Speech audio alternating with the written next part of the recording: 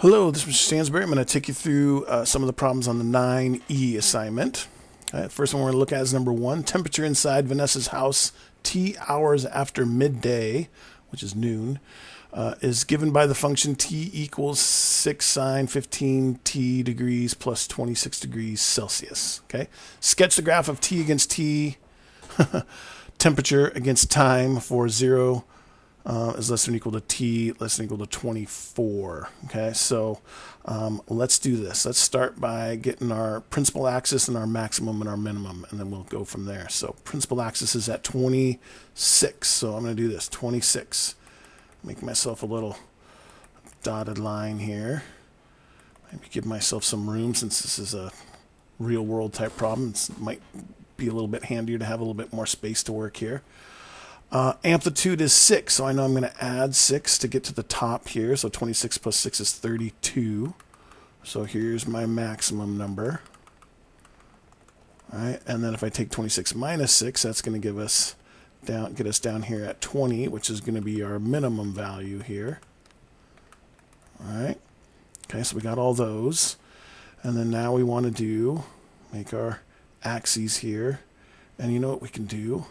We can do this and then do this little zigzag thing here. Shows that there's a break in the graph.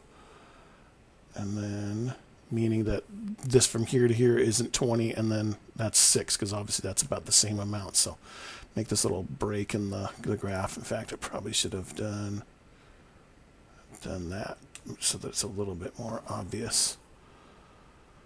Okay, so it says it wants to go from, oops, that's a crooked line. We don't want a crooked line. 0 to 24. So I know 24 is going to go out there. I'm just going to start doing halves. So that's 12. Half of that is 6. Half of that is 3. So then that's going to be 9. Halfway between 12 and 24 is what? 18. That'll be 15. And that'll be 21. Okay, that kind of gives us some good numbers to work with there. Let's see. We know that, see, it says sketch the graph, so we've got everything we need. We just now got to figure out the period. So the period is always 360 divided by whatever number's in front, divided by 15. Okay, so if we do, oops, sorry, I don't know why I did that. Let's try this again. There we go. So we're going to take 360 divided by 15, and that gives us that the period is 24, which is kind of handy because they had us go to 24. 24, and that is hours, which hopefully should make sense, right? The temperature is going to be about the same every 24 hours, depending on obviously the weather, but you get the idea. So if we're going to go to graph this thing here, we've got our minimum, maximum, and we know that the again, the period is 24 hours. So this is a sine graph. So we know we're going to start right here in the middle. And then at the end, it's also going to be back at the middle because, again, remember, y equals sine x. Looks like that, right? That's at 1, -1, and that's 360 degrees. Okay, and in this case, it's going to start at 26, end at 26 every 24 hours, right? So we've done these 2 points here. Halfway between, it's going to also be at 0, so halfway between is 12, so it's going to be back there at 0. Halfway, since this is a positive sign, halfway between our first 2 zeros, it's going to be at the max. So halfway between is at 6. There's our max. Halfway between the next 2, it's going to be the minimum, which is at 18. Okay, and so then now we can sketch our curvy graph here. Hey, minus that little wiggle right there. That was a pretty good one. Let's see. So we have sketched the graph. Find the temperature inside Vanessa's house at midnight. Okay, so this is 12 p.m. 12 hours later, this is going to be 12 a.m., which is midnight. Right, and this is going to be back to 12 p.m. So this is noon, or as they call it, midday. Okay, So what's the temperature inside Vanessa's house at midnight? It's going to be back at 26 degrees Celsius, not Fahrenheit, but Celsius. Okay. And then at 2 p.m. is about right here. So we can kind of estimate it to be somewhere up in here, but we can actually calculate this by putting it into our calculator. So let's do that. Then it'll give us an exact answer. So we do 6 sine 15 times, and now remember this is the time here, the time since noon. So we want times 2, right? Plus 26, and that gives us 29 degrees, which makes sense because we know it should be somewhere between 26 and 32, so it's going to be at 29 degrees Celsius. Okay. Find the maximum temperature inside Vanessa's house and the time at which it occurs. Bam, right here. It's going to be 32 degrees Celsius, right? 32 degrees Celsius at 6, that'd be 6 p.m., right? Probably would be better to write the X and then the Y, so we could say at 6 p.m. it will be 32 degrees Celsius. Probably the better one. This one should still work just fine, but it's always kind of nice to keep your X first and then your Y. Okay? All right, let's take a look at the next one. Number 5 here. Average UV index in Santiago, Chile is given by the function y equals a cosine bt plus d. So basically it looks like this, and it's just some cosine function. T is the time in months after January. Okay, so this 0 months after January means that this is January. That's the next January, and that's the next January there, right? So halfway in between, these are going to be what, July's? July, right? Because January is the first month, plus 6 is going to be 7, so that's July. Okay. And its graph is shown alongside. Explain why B has to equal 30. So that's this right here. So we know that the period here is going to be 12. So if we take, for part A, always 360 always goes on the top.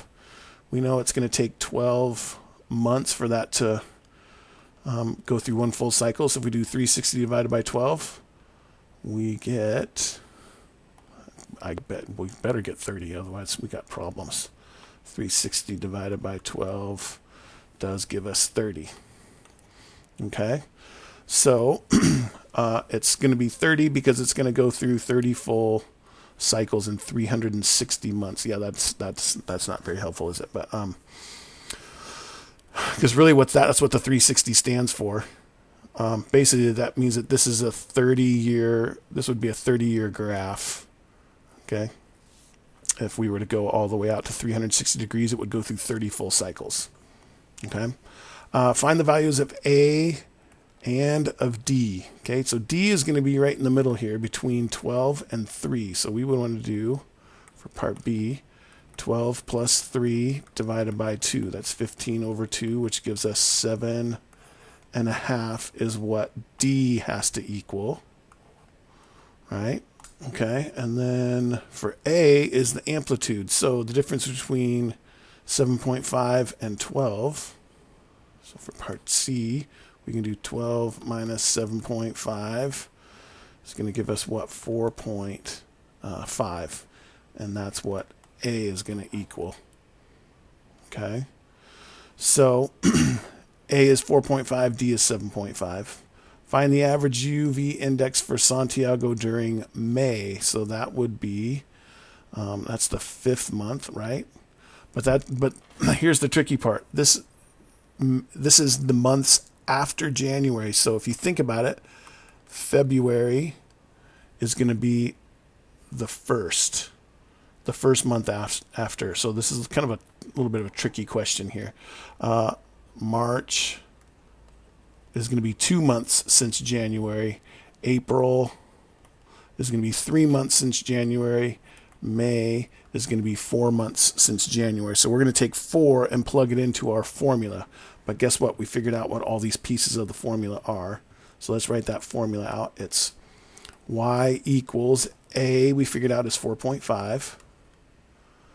And this is a positive cosine, so it's going to be a positive 4.5. Cosine of 30 goes in for B, right? 30t plus our D we figured out is 7.5. Okay, so then now what we're going to want to do is take our formula, 4.5 cosine 30 times 4 plus 7.5, and that gives us 5.25.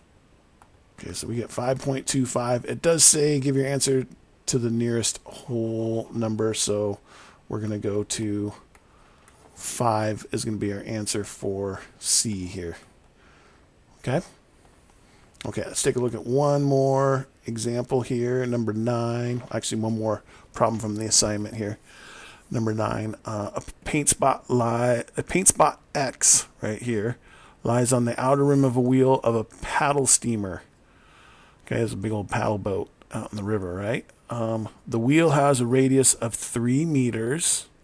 It rotates clockwise at a constant rate, so it's going this way, clockwise, right? And X is seen in the water every 4 seconds. So if it's in the water every 4 seconds, guess what 4 seconds is? That's going to be the period, right? 4 seconds. H is the distance of X above the bottom of the boat. Okay, so here's the water level. And then the paddle goes 1 meter down that, and then the bottom of the boat is 1 meter past that. Okay, that's weird, but we'll go with it. At time t equals 0, X is at the position shown. Find a sign model for H in the form blah, blah, blah, blah, blah, blah, blah. So let's do that thing. We got H at t equals something sine of something t plus some d. Okay, so right here, this is going to be our d. This is going to be our principal axis, right? So let's see. We know that this distance here is 3. So from here up to here is 3 meters as well, right? And let's see. We are looking at X is, let's see, H is the distance of X above the bottom of the boat. So this is really kind of our 0 right here. There's the bottom of the boat. Okay, so this here is 1, and this here is 3. So that means our D is up here at 4. So that's going to be a plus 4 right here. Okay, the amplitude is up and down 3. So it's going to be 3. And we'll figure out if it's positive or negative here in a second. And we do know that the period is 4 seconds. So what we need to do to figure out what number goes in there, 360 divided by 4, that's going to give us 90t. Okay?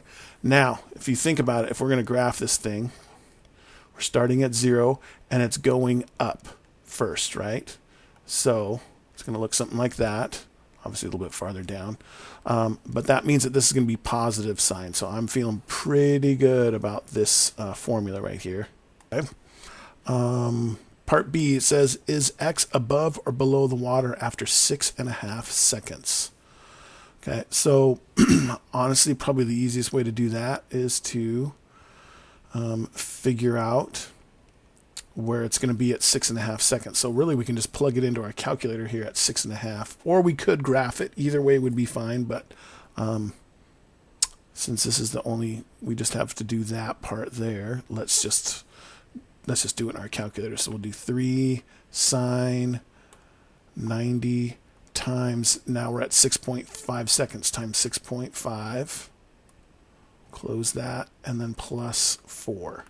Okay, and that gives us that we're 1.88 from the bottom of the boat, right? So right here, this is 1, this is another 1. So here's our water line here is at 2.